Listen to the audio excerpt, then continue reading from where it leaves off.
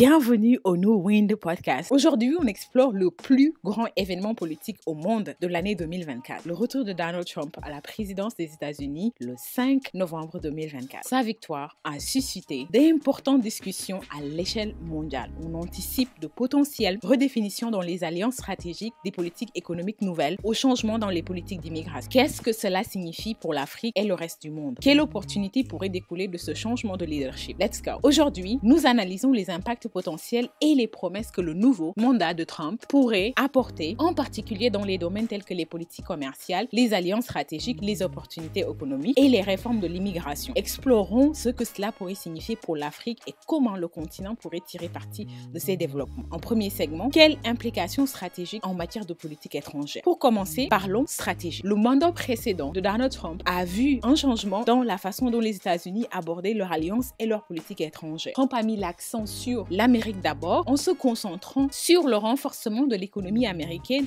en donnant la priorité à la production nationale, à l'indépendance énergétique et à l'autosuffisance. Nous avons vu des changements au sein de l'OTAN et une approche plus prudente dans certains accords internationaux. Alors, qu'est-ce que cela pourrait signifier pour l'Afrique? Moi, je dis bonne nouvelle, excellente nouvelle même. En termes d'ingérence politique, il y aura une plus grande souveraineté nationale, si les Africains le veulent bien entendu, car l'Amérique sera moins enthousiaste à l'idée de servir d'arrière-garde aux néocolonialistes occidentaux qui d'ailleurs ont déjà commencé, ils s'en sont conscients et s'en plaignent déjà. Les partenariats stratégiques pourraient constituer un domaine d'intérêt potentiel si l'approche l'Amérique d'abord de Trump semblait initialement isolationniste. Elle a conduit à une relation plus transactionnelle entre les nations du monde entier. Les pays africains qui cherchent à renforcer leurs liens stratégiques avec les États-Unis pourraient trouver de nouvelles opportunités de négocier des accords commerciaux bilatéraux et des accords d'investissement mutuellement bénéfiques. Pour les dirigeants africains, cela pourrait signifier une opportunité de redéfinir les alliances avec les États-Unis dans des conditions qui mettent l'accent sur la coopération économique. Les pays axés sur le développement des infrastructures, l'agriculture et la technologie pourraient bénéficier de partenariats qui correspondent à la vision pro-business de Trump. En segment 2, je vous parle maintenant des politiques économiques et aux portées commerciales. En ce qui concerne ces politiques économiques-là, au cours de la précédente administration de Trump, il a mis l'accent sur la réduction des déficits commerciaux et la revitalisation de l'industrie manufacturière américaine. Il va sans dire que everything is made in China, tout est produit en Chine. Bien que son approche ait entraîné certaines tensions avec la Chine, il a également créé des opportunités pour d'autres régions d'avenir,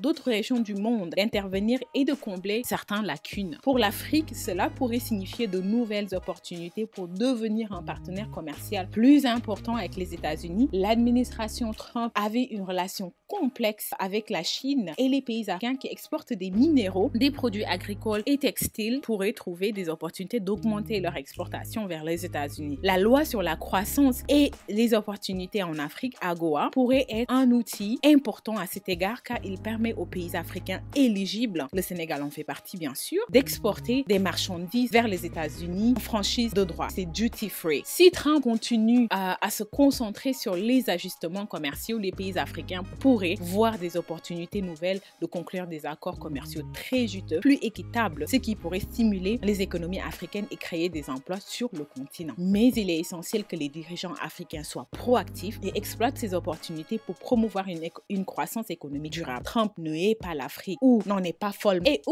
follement amoureuse. Il s'agit purement de collaborer dans le sens des intérêts de chacun. Arrêtons avec les politiques de main tendue et proposons des bonnes affaires aux partenaires. L'Afrique, de très belles choses à offrir. En termes pour mon segment 3, parlons d'immigration, parlons de politique d'immigration et implications pour la diaspora africaine. L'immigration est un autre domaine clé à prendre en compte naturellement. Au cours de son premier mandat, Trump a mis en œuvre des politiques d'immigration plus strictes qui ont affecté de nombreuses personnes cherchant des opportunités dans le monde entier, y compris en Afrique. Alors, que signifie sa nouvelle victoire pour l'immigration? La proposition ou la position de Donald Trump sur l'immigration pourrait en effet, il faut être honnête, avoir des impacts à la fois difficiles et stimulants sur la diaspora africaine. Des politiques plus strictes vont bénéficier aux pays africains naturellement, pourraient conduire dans le sens où ils pourraient conduire à une augmentation de la prévention de la fuite des cerveaux, car les travailleurs qualifiés et les entrepreneurs sont encouragés à investir dans leur pays d'origine plutôt que de chercher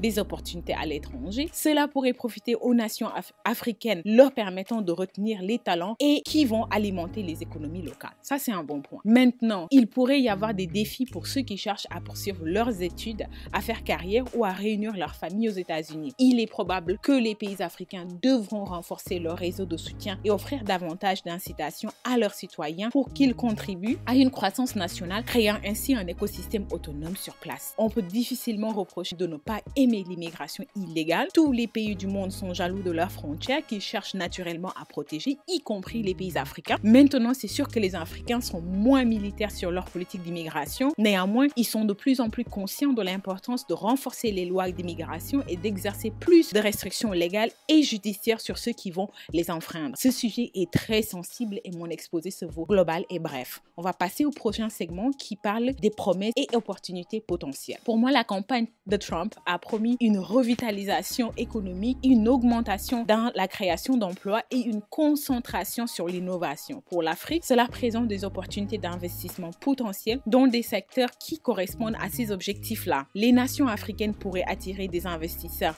prenez note, américains, et en mettant en avant des secteurs tels que l'agriculture, la technologie, l'énergie et les infrastructures. En agriculture, surtout le bio. Le bio fait fureur aux États-Unis et le besoin est de plus en plus grand. Maintenant, l'entrepreneuriat des jeunes est un autre domaine prometteur. La population africaine étant majoritairement jeune et dynamique, il existe une opportunité importante de renforcer des partenariats qui favorisent l'innovation et l'entrepreneuriat. Les programmes qui mettent en relation les entrepreneurs africains avec des investisseurs américains ou des mentors pourraient devenir essentiels dans le cadre du programme Pro-Business de Trump. Cela pourrait également s'étendre aux partenariats technologiques et dans la cybersécurité. Comme Trump a mis l'accent sur le renforcement des capacités technologiques américaines, les pays africains dotés d'infrastructures technologiques en développement pourraient trouver des moyens de collaborer, de partager des connaissances et d'améliorer leur sécurité à travers les Américains. Maintenant, en réflexion finale, on se prépare pour l'avenir, on a besoin de le faire. En conclusion, le retour de Donald Trump à la présidence apporte un mélange de défis et d'opportunités pour l'Afrique et le reste du monde, c'est naturel. Si ces politiques peuvent modifier certaines alliances traditionnelles dans le monde, elles ouvrent également la voie à de nouvelles collaborations et une chance pour les pays africains de façonner de manière proactive leurs relations avec les États-Unis. Maintenant, le mandat va durer 4 ans, mais les répercussions des politiques de Donald Trump peuvent aller au-delà. Ça, c'est un autre sujet. Il est essentiel que les dirigeants et les entrepreneurs africains restent informés, flexibles et prêts à saisir ces opportunités, en particulier dans les domaines du commerce, de la technologie et de l'entrepreneuriat. Ce nouveau chapitre pourrait offrir à l'Afrique une occasion unique de tirer parti de ses atouts, de cultiver des partenariats et de construire un avenir